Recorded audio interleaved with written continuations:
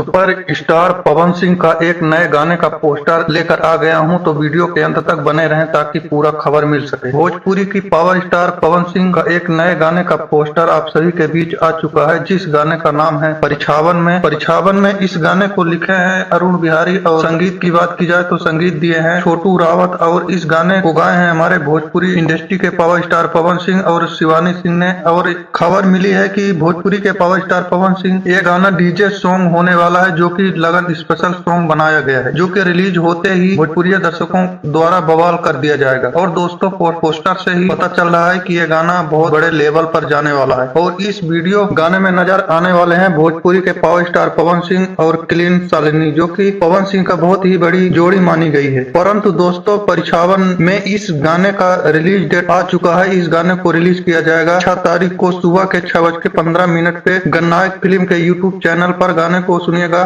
बवाल गाना होने वाला है। तो दोस्तों वीडियो पसंद आया हो तो वीडियो को लाइक, चैनल को सब्सक्राइब जरूर करना। धन्यवाद।